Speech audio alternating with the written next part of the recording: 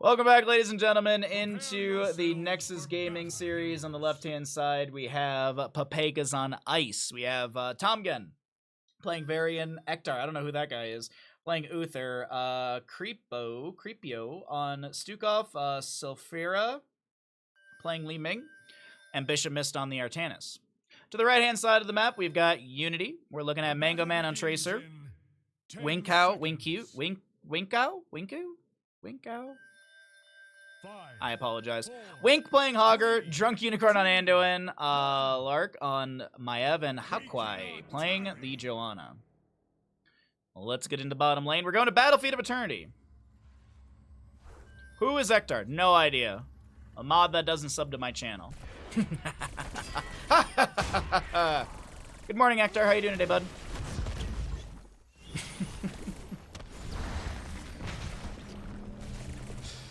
We have Varian with Overpower at level 1. He's going to be down in this bottom lane, I do believe. Yes. He's going to be probably main tanking with the taunt.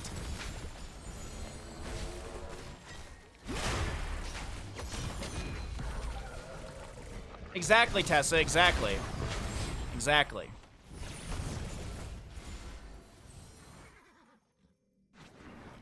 Oh, this tea's too hot.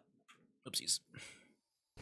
I have a little heater plate, and when the tea gets low, the little bit of tea heats up very, very hot, very quick. Mango Man getting dropped low. Can't keep this Tracer in place enough. Drunk Unicorn's got some good heals out as well. An Umbral Bind onto Ektar is not going to be activated from Maev, getting a many Fan and Ive resets. Also to note, we've got 11 stacks on that Wave of Light for Uther. Healing pathogens spread from player to player, and this is looking like a fine start for both sides. Nothing really major to note. A little bit of poke from Li Ming here and there. Maev gonna try and find an Umbral Bind pull or just some wave clear. Nice Anduin. Not Piercing Light. Chastise. No, it's not level 4 yet, so we don't have Piercing Light. That's the assumed. Looks like Drunk Unicorn tapped well for mana. Back in the top lane, Wink is doing pretty good into Bishop right now. Pushing in, looks like Wink is winning out a little bit. As you can see, a bit of damage onto the fort front gate and sidewall as well as the gate itself.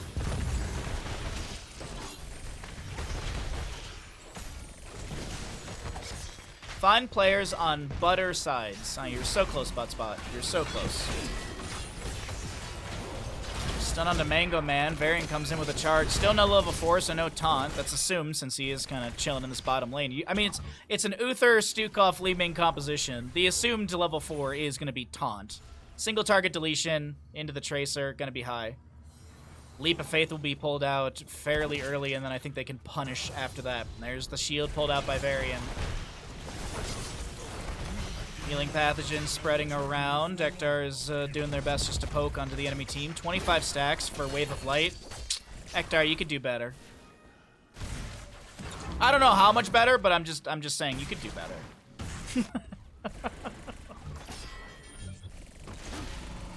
Man, Bahamut really hates this Ektar guy.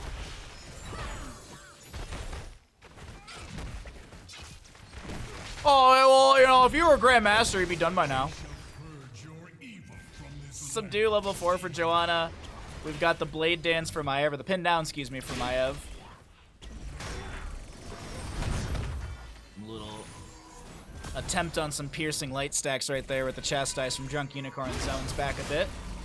Artanis racing down the Immortal on the north side. We actually have the stun from Uther as a taunt from Varian will follow up the stun. Lurking Arm from Stukov. Did he go low blow at 1? Yes, he did indeedio. But of course, Tracer gets Pulse Bomb onto the Stukov, and he will fall first blood over to the side of Unity as Pepegas on Ice are slipping and sliding. Ektar does manage to back away. He's not going to be threatened by Wink for a kill. Meanwhile, Artanis still doing Artanis things. Winning out the Immortal race all on his own. Bottom lane still is the Fallen Shaman as well. So all in all, Pepegas on Ice still, I would say, in the lead. And now that Li Ming has joined into all of this, I do believe this is going to be a quick race over to the left-hand side. Yeah. Mostly because Stukov is here. I mean, let's be honest. Stukov is currently dealing 331 damage per auto attack. Now, he attacks every fortnight. So he attacks every 2 weeks. We stand victorious. But he still does a lot of damage. point blank stun onto Joanna. She's forced to use Iron Skin. 40 stacks on Wave of Light for the Uther. Hogger clears out the bottom lane Fallen Shaman, getting a little bit of siege down there. Artanis to rotate down and get the split soak. As 7 Talonteers about to be here for Pepegas on ice.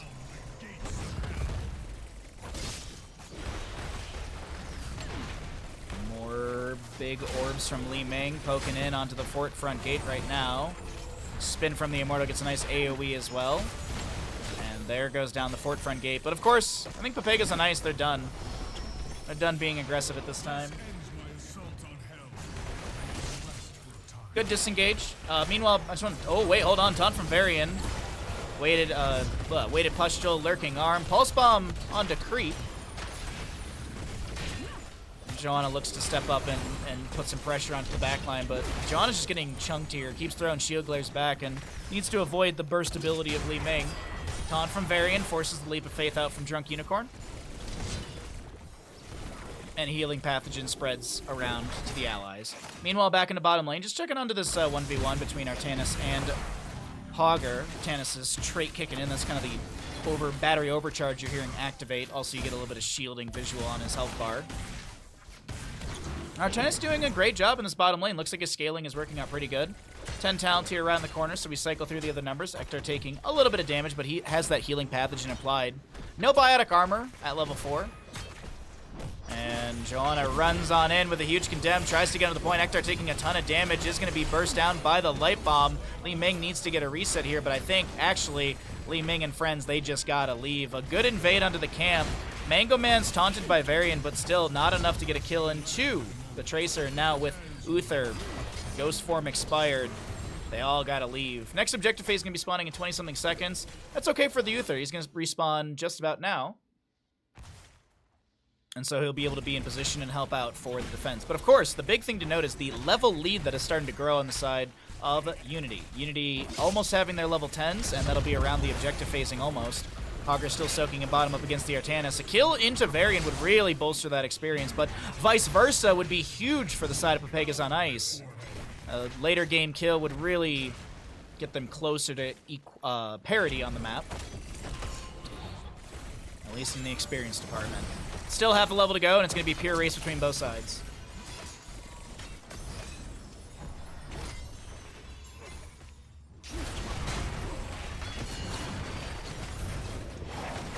Pulse bomb down onto a few allies.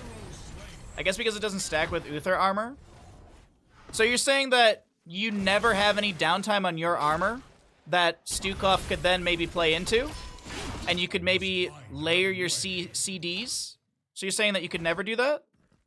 And that Uther has 100% uptime on everyone for armor? Hmm? Hmm?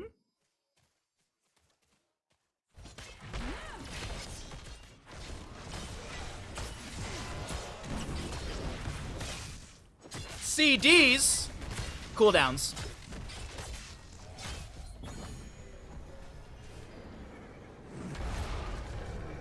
Actually, just my corn CD from when I was a kid. Look, I'm just as surprised as you are. CDs, are those like AOL 1,000 free hours? Yeah, level 4, by the way, is going to be the one good spread. After Healing Pathogen infests 3 targets, restore 10 mana, and reduce the cooldown of Healing Pathogen by 2 seconds. It's not bad. I'm not flaming the Stukov player by any means. It's just an observation I was making up against an auto-attack heavy composition that Unity does have here. I'm not saying that if you lose the game, that's the reason. The reason you lose is probably because Ektar's healing. No, I'm kidding, Ektar. You're doing fine. You're doing a good job of typing in Twitch chat and playing at the same time. That is pretty impressive, though. Gotta be honest. Immortal in bottom lane will be cleared out before it takes down the fort. Varian charges in. He did go shield wall at level 10, so no cooldown, or excuse me, no charge every 4 seconds. Meanwhile, back in top lane, just want to... Oh, Bishop missed. Almost getting a kill onto Wink here, but no kill, and that is going to be fine for now. Are these games live? Yeah, totally. I mean, they're live. My stream is live. I'm talking to you live. Reading your Twitch chat messages live. Of course these games are live. Oh Maiev comes in with an Umbral Bind, a Warden's Cage as well, but they're underneath these tower shots, and Mango Man, getting chunked a bit. Anduin's heal is okay for the time being. And Varian, he's got a taunt up right now. Is he going to be looking for Maiev? He's going to be going in with a charge onto Maiev. Li Ming with an Arcane Orb, but can't get a reset. Mango Man stunned by Uther. A blind from Artanis, and the Suppression Pulse will allow this reset to happen. But Sylphiria can't get enough distance, or can't close the distance for some of these abilities to connect. Games are not live? Well, I don't want to watch the Twitch stream. I will reach your position shortly. I've got a weird rule where I only watch things that are live.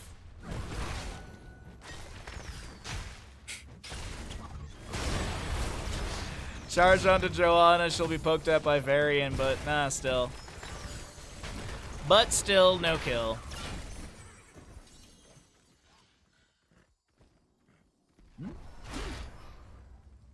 Checking the bushes and stuff with shield glares. 13 talent here is still in favor of Unity. Pepegas on Knife, actually, they're just going to let Artanis soak up for 13 in top, and they're just going to go straight into the race.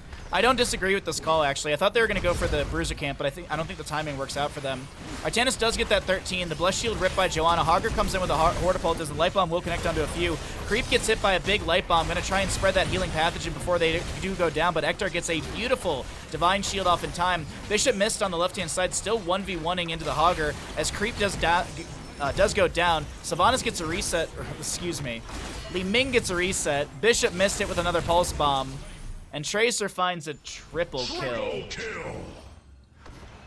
Oh boy, oh boy, oh boy, oh boy. Things did not go very well there. Good split. Good split to maybe get a kill, but it just it wasn't that good.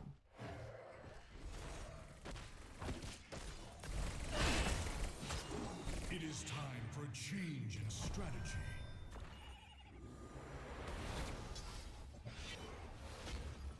Mortal second phase coming through.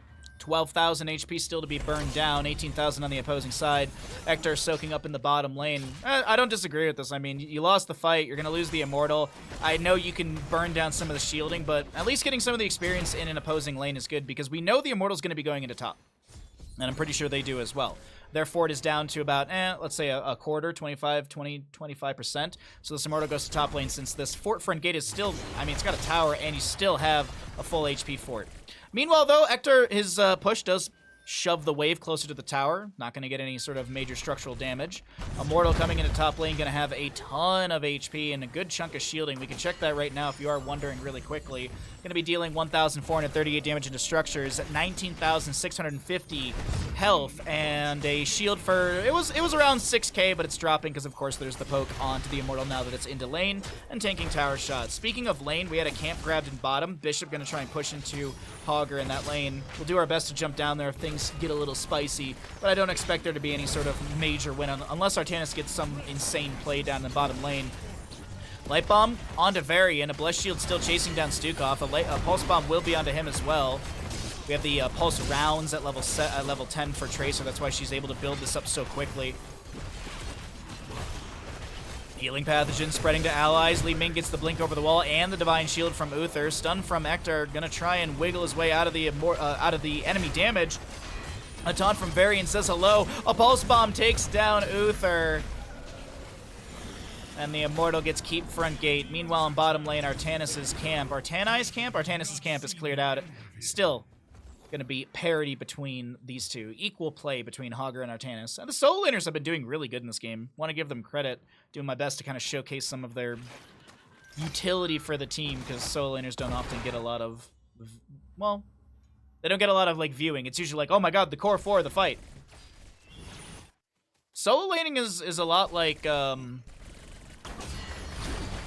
I'd say it's a lot like chess. Like, you have to really kind of, you gotta really think about how you want to play into the enemy. Do you shove face and play aggressive? Are you gonna play slow, let the wave crash near the gate and then clear it out in a safer position? There's a lot of these little things to decide on.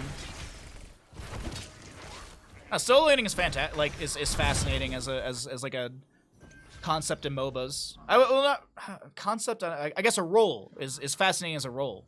Like League of Legends, like the solo lane, like the top lane in League of Legends, that's interesting to me. I know not a lot of people care for League, but I don't know, that matchup, there's so much to it that's very cool. Either way, my excitement aside, we've got a bottom lane fort to fall. Unity looking to continue their shove through bottom lane. Blessed Shield into the Stukov. Do we have another Pulse Bomb onto him? Yes. A Flailing Swipe will push back the enemy.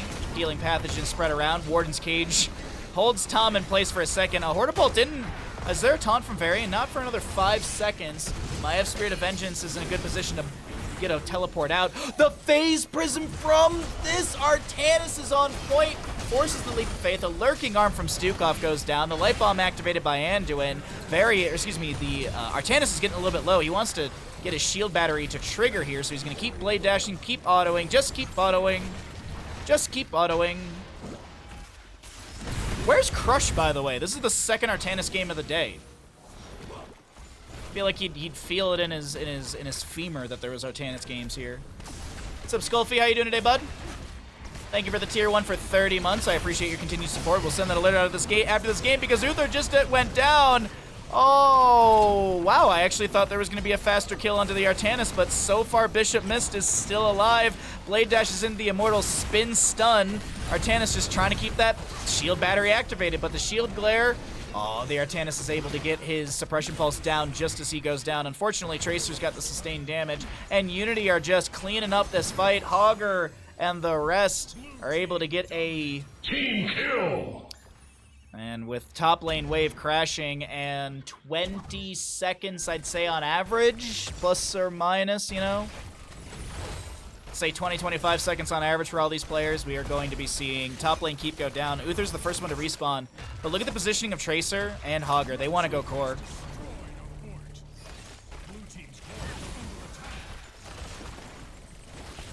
Solo laning is a lot like Chess Looter. Wait, what? Oh, they're not going for it? Okay, alright. Spawns, Li Ming, Artanis spawn is just enough to dissuade Unity from ending the game. They'll go for Immortal, they'll go for 20 talents here. This Immortal, if won by the side of Unity, I mean, you never know. If won by Unity, this will go into bottom lane, as I already explained the concept of the priority onto more well-defended lanes. Li Ming with the mostly teleport build. No Mirror Ball or anything like that later on. I think that's 16 talents here is Mirror Ball.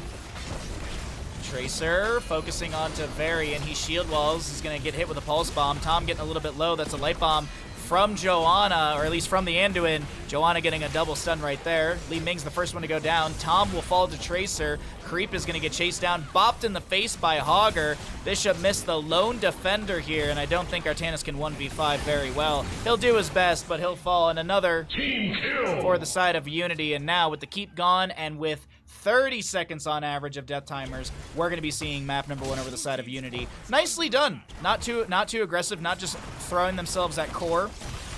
Not just F2Aing their Baneling army into the enemy team and losing 80% of it and hoping that the enemy team will tap out first. No, no, no. The members of Unity play this smart. They play it safe. They get another team kill at the end. And with 3 to 18 in kills favoring the side of Unity, they take map number 1, Battlefield of Eternity. GG, well played here in Division A.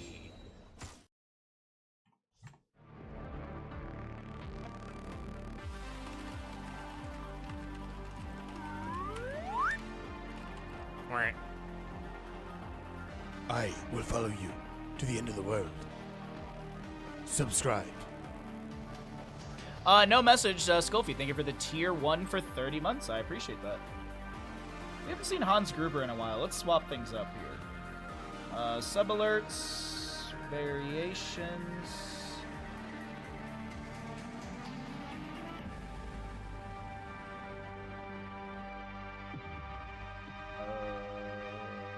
Okay. Oh man, Stream Elements just sometimes just is absolutely doggy doo-doo. Whatever. Save. Hopefully it works. Otherwise, whatever. Where's my stats?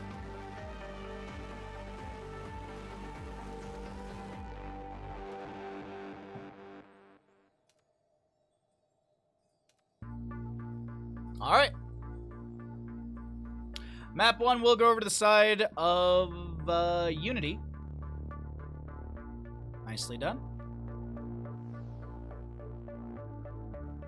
And we can go ahead and get ourselves ready for map number 2. Hell yeah. Map 1 goes to Unity. And let's see. We're going to Infernal Shrines. Where is my... There it is. Alright, players didn't swap sides. You love to see it. Oh, there's a Kael'thas. Oh, there's a Kael'thas.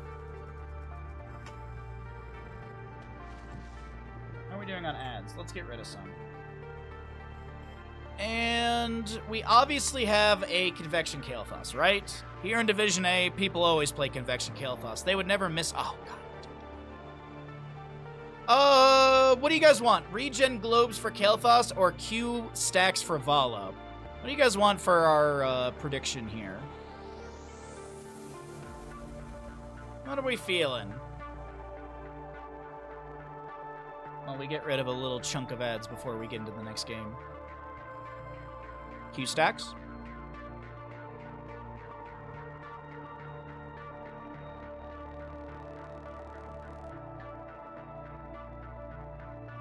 Oh, excuse me. Man. I'm trying to wake up today. Why not both, huh? Is Vala stacking on one? Yes, she is.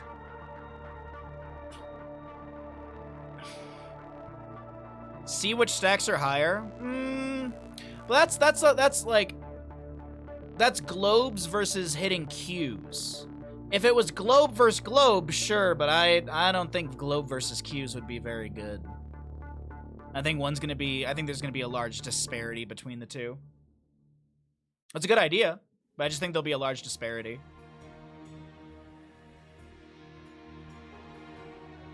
Yeah, one could be easier than the other. We'll do Q stacks. We'll do Q stacks for Vala. Alright, we'll do Q stacks for Vala. So, let's see. How many Q stacks for Vala at end? 50? No. 35 or more. No, we'll say 40. Let's do 40. 40 or more, 39 or less. I really don't know, but Q stacking's not the easiest to do. So we'll do that, and let's go ahead and get ourselves into the game.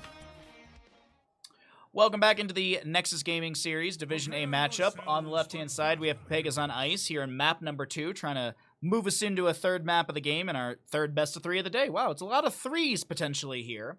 Though on the right-hand side, we've got Unity, who might continue the momentum of a lot of other teams today with a 2-0 potential on Infernal Shrines. We have a little gamble going on for all of you, so while I introduce the teams, go ahead and get your predictions in. How many Q stacks for Vala? On the left-hand side for Pepegas on ice, it's Tom on Muradin, Bishop on Mephisto, Syl playing the Kael'thas, Crete playing Anduin, and Ektar on the Diva. To the right-hand side, it's Mango on Vala, Wink playing the Hogger, Lark on the Chromie, Drunk playing Rhaegar, and Hakwai on this Joanna. So, the gamble's up and available. Vala's going to be going Puncturing Arrow at level 1, so how many of these stacks will she have by the end of the game? 40 or more, 39 or less. The prediction's up and available for the next minute and a half as Kael'thas takes a chunk of damage at the start here. So does the Muradin as well. Diva is popping off right now with some quick wave clear into the top lane with a boost as well. And Tom rotates down to bottom lane. We do have Muradin going into third wind at level 1, so he's going to have a higher threshold in healing. Oh, no Stormbolt out of the... Oh, did he miss the Stormbolt there? No, he didn't actually. Well, he missed it there. I thought he missed it into the minion wave, but still, a kill into Chromie at the start here. 2 stacks already on Vala.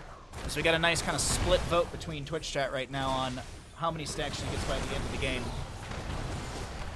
Mango Man forced back, but it stays away from their fort front gate from that living bomb. Nicely done. Don't want to give free siege damage to Kael'thas. Joanna immediately moves into mid lane, trying to keep that soak going in, since Ektar is doing a little bit of a double rotation out of the top to mid, allowing this bottom lane camp to be grabbed by his team.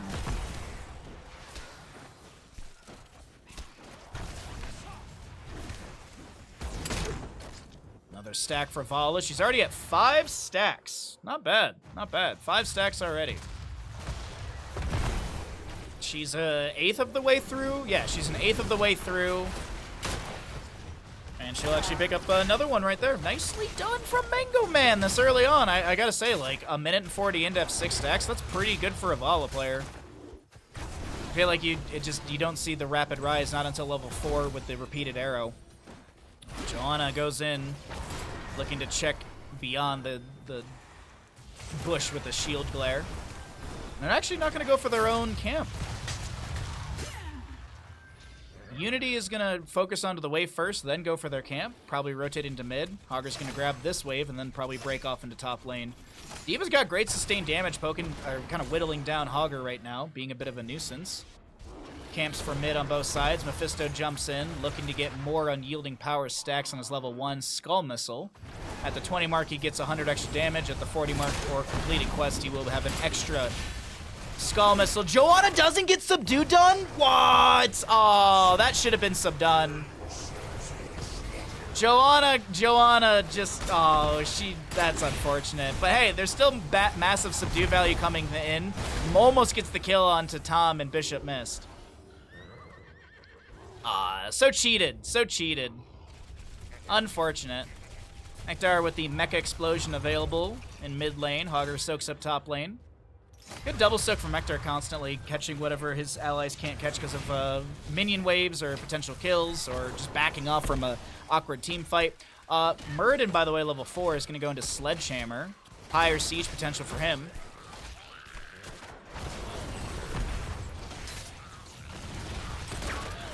Stop giving Anduin so much work to do. What? He's just getting some AoE heals out. He's bolstering his stats.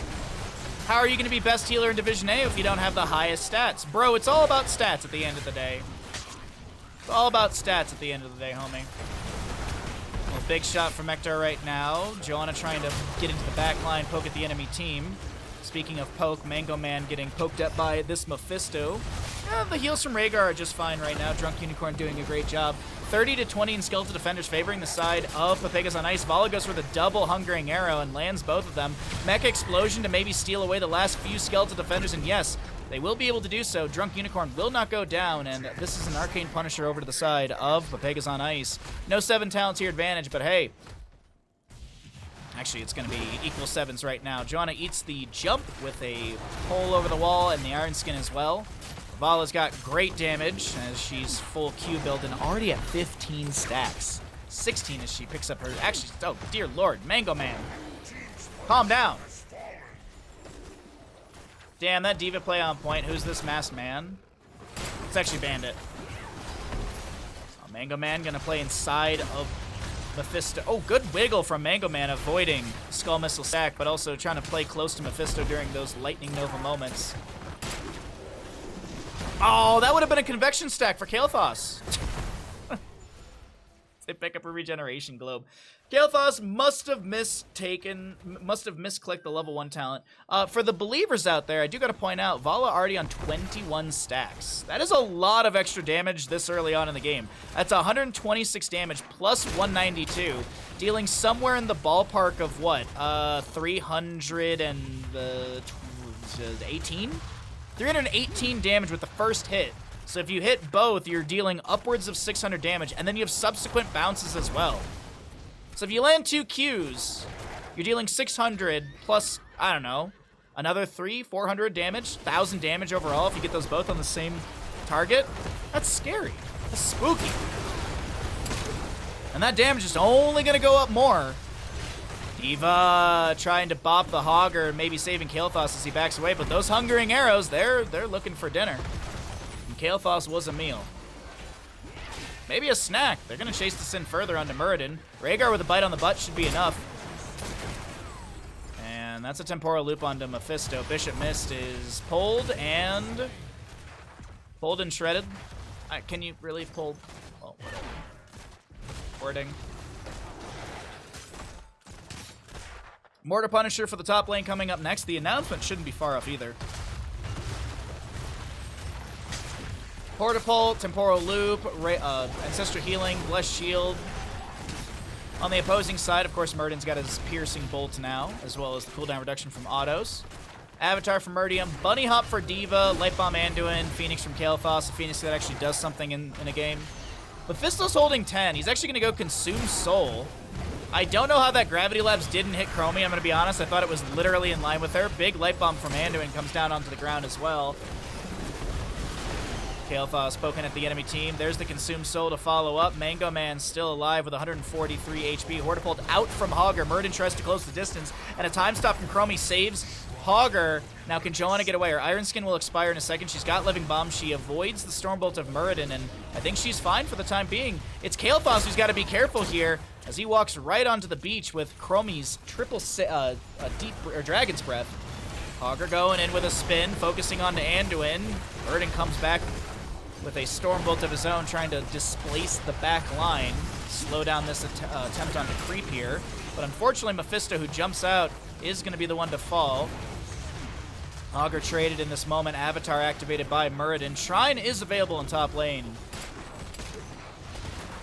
While dropping down the Rain of Vengeance, the Hungering Arrows! They spread the pain, jumping between Kael'thas and Anduin, so it looks like they will live for now.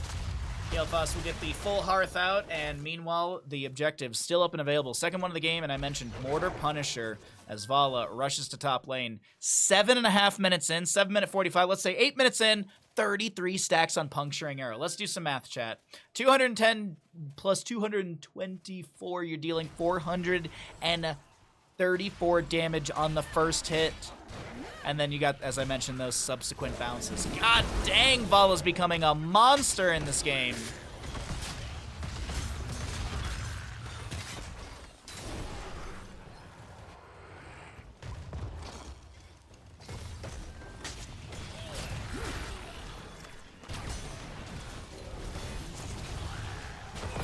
Hogger staggering blow into the wall. We got Joanna with a big condemn onto the enemy.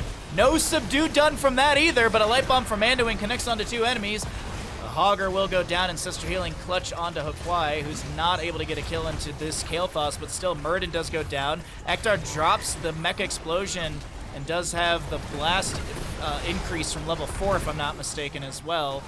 Nuclear option. Chromie, Joanna do go down. Mephisto cleaning up this fight. Ektar trying to body block with the mech. That will expire. That's a half a kill to the enemy, but I think you're fine with that. I think you're very fine finding a trade for Muradin for 3 on the opposing side. And I do believe this will be another Punisher over the side. Oh, whoa, Bishop missed is surely to go down. Oh, no. Gets close enough to the Anduin, who's got some flash heals, and spreads those jumps. Pew, pew, pew. Oh, we do get the Hysteria level 13. All right, Consume Soul is gonna get, watch the Consume Soul cooldown when Mephisto picks up a Regeneration Globe. The level 4 and 13 synergy is pretty good. You often see Shard of Hate over this because Shard of Hate's really, really good. Look at the Mephisto cooldown. Look at that number. Just pew, pew, pew. So very quick.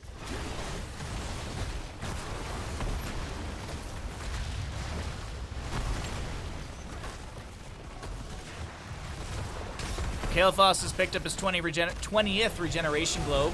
He'll be able to have the activatable Arcane Barrier. Keep in mind his level 1 is uncapped, so you can see he's at 21. Muradin follows up the Punisher jump with a Stormbolt and then a Light Bomb from the Anduin. But it's Anduin and Kael'thas who go down the left-hand side. Vala and Chromie are mopping up this fight right now as Chromie gets a second kill. Oh, things are not going the way of Pepegas on ice. Yeah, they'll get the fort, but they're losing 3. That's a whole lot of experience over to the enemy team. And Mango Man is running down Bishop Mist. And not able to get a kill into the Mephisto, and as I mentioned, that top lane fort does go down. Hogger pushes in a camp in the mid lane as Ektar clears that out. Hogger back down to bottom lane. Wonder if this will be a wave and then a camp potentially grabbed by him.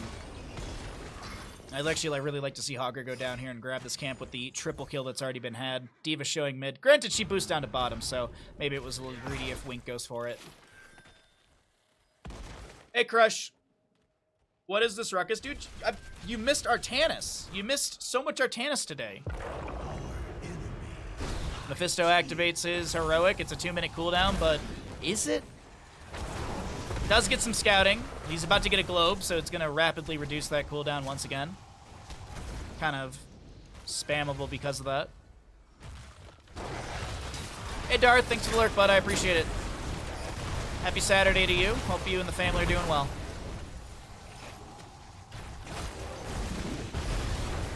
Kael'thas throwing out some flame strikes here and there. Went into Pyromaniac at level 13. We have the Enchant Boots Lion Speed for Anduin. He'll be going into Glyph of Faith at 16 when he can pick that up. Chromie, Temporal Loop onto Bishop Miss, pulls them into a really bad spot, and that is Mephisto going to the beach. An unfortunate kill into the Kael'thas as well. Vala's bursting people down. 55 stacks.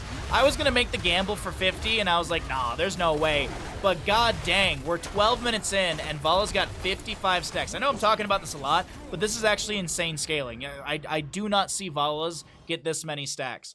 330 damage, 603 damage. You hit 2 Qs, you're dealing 1,200 damage. And then as I keep mentioning, there's subsequent bounces that deal additional on top of that. D&D's cancels will be around a bit. You're currently renegotiating stuff because I found out something I'm not... Oh, well, I'm sorry to hear that. Hopefully it all resolves easily for you. Would you like to renegotiate my bank account? Can you tell Chase just to add in some money? I paid my credit card today and I was like, oh, no. We're eating ramen for a month. Hey, sometimes that is the best resolution, honestly. Sometimes you gotta Rex Kwon Do, break the wrist, walk away. Maybe not break the wrist, maybe just walk away. Bottom fort will go down. Well, I hope everything works out for you, Darth. I'm rooting for you, bud.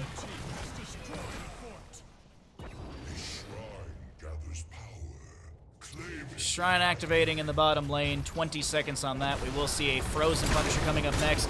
A lot of damage. Oh my god, Chromie! Woo! Nicely done. The Phoenix, I don't know about this one, but hey, it zones back the enemy. It's not the longest cooldown. It's only 60 seconds. The only reason I'm like, you could throw it on the objective phasing. Zones back the enemy. Also gets you free skeletal defenders when there's no enemies around. But Diva's got a bunny hop and no pop and stop, but that's a pop and lock. Ektar, dropping it. I'm so sorry.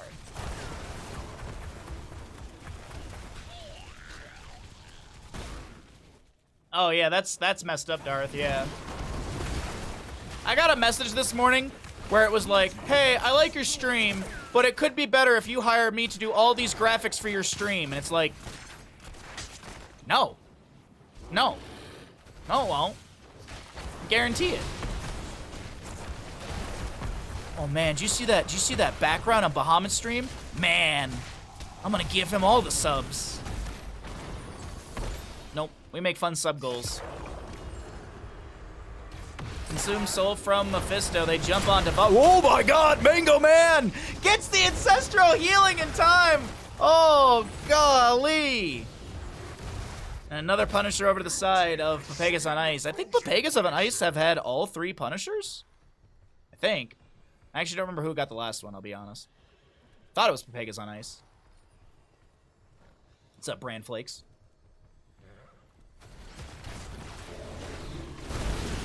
You'll show me exposure, will you?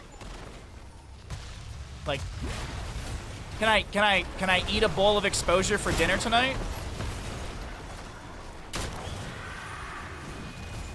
Can I go to the pizza store and get a slice of pizza with my exposure? Well, you never know, maybe. Hold on, we might be on something. Diva jumps in with a bunny hop. That is Mephisto, Joanna being traded. Oh my god, Tom with like 80-something HP. The Hungering Arrow!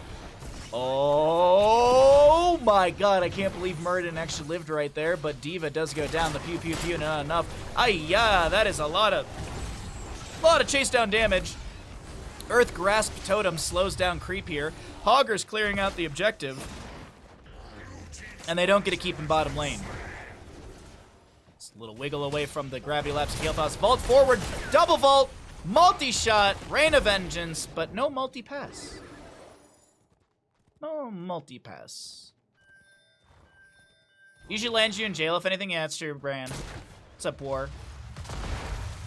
Another person to make a custom game for them, so you know how to do a bunch of research into using 2D. Oh, congratulations, Dart. That's good. Hey. A little positive from the negative. I got those every time I streamed until I made it so you have to follow for 15 minutes. Yeah, I the only time I've actually ever had follower chat on was when I first started doing a lot of Souls games. Like the first time I played Dark Souls, Elden Ring, Dark Souls 3, etc. Like Fridays were the only day I would turn on follower only chat because I was just so sick of people being like, the secret to this boss is to... It's like, but no one asked you. Is this your first playthrough? The best part about a FromSoft game is experiencing it without anyone telling you what to do. By the way, you should do all these things to beat the boss faster. Thank you. Mango Man still alive somehow, some way, getting chain heals out from Rhaegar. It's going to be Chromie who takes down the D.Va mech and Muradin. Of course, Ektar D.Va pilot's up and available. The pew pew pew through the wall tries to get some poke value. And we actually have the upgrade at level 20 for Mephisto on its consumed soul. Oh, the leap of faith, a little bunny hop, but it's not enough. Speaking of bunny hop, D.Va does go down. And this shove through mid lane is looking good. Vala is an absolute...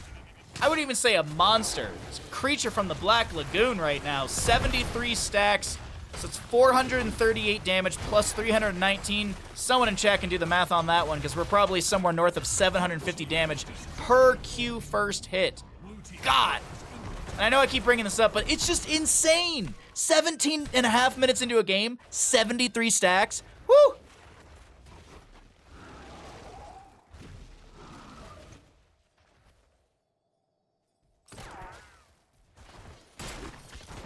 People to Resident Evil Village 2. Yeah, that's... Oh, dude. I really hope Capcom never does that ever again. Where they give some streamers the game a day or two early. So that when everyone else gets the game and you want to stream it or play it, like, it's just like... Here's 5 bot accounts that literally spoil the game ending. Or here's some asshat who gets into the chat and spams the entire plot of the game with a macro micro, either way, a command. I just don't get why humanity sucks. I just don't get why humanity sucks.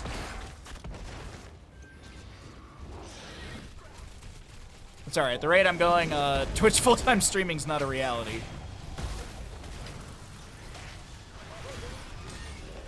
Hogger with a no control through the enemy team, gonna bounce around, getting a poke onto a few here and there. D.Va with the bunny hop. Did she go pop and lock at 20? She did. D.Va pilot goes down before she can get back inside the mech. A mech explosion bought her a window. It's not a big enough window. Bless shield right into the spine of Kael'thas. A Hortipult in from Hogger. Bishop Mist is going to get leapt away. The temporal loop doesn't get the value they're looking for. Are we not stuck in a loop at 20? No, it's piercing sands at 20 for the Chromie. Tom looking for the light bomb, or maybe just trying to back away. Gets a double piercing bolt from his hammer, from his Stormbolt. Meanwhile, Vala still chasing things down mid. There's no keep here. And those vault resets are devastating. With 4 members dead, Muradin the lone defender, waves pushing in through all sides. This is going to be a Muradin to fall. Can he get a kill? Team kill! He can't, unfortunately. Muradin will fall 9-21 in kills favored inside of Unity, and they will take map number 2 in our third best of 3 of the day. GG, well played. Unity takes a dominant series here in Division A, Season 16 of NGS. Yeah, let me pay out that bet. 79 stacks. Dear Lord. All right, the takeaway from this game: Mango Man cannot get Vala. Their Tracer play was really good. Mango Man's Tracer play was very, very delicious. It was scrumptious. It was sweet. I don't normally expect Q to build here, but I kind of get it. Dude, it's insane. Like, usually this map is favorable to multi-shot because you can poke at the objective phasing. You can get a lot of free stacks during objective phasing from your positioning. Auto attack is pretty popular in this map as well, but like I think W is like super duper safe. I'd say if you're good on your positioning, you're good at Vala. You kind of understand where to be. Positioning's the key critical one, of course. Auto attack works great in this map, but I think W's super duper safe. Rhaegar healing was on point. Oh, dude, the Rhaegar healing was out of this world. I mean, look at Drunk Unicorn's stats. Look at Drunk Unicorn. Look at the stats, bro. Drunk Unicorn did fantastic. There was an Ancestral healing that came through just in on time, too. There was an Ancestral healing that was just in time in the bottom lane when Vala was, like, when she had a huge bar of damage over time, dot, if you will. And Rhaegar just right on time with that Ancestral. Once again, the MVP of another series was the healer. Am I biased towards healer?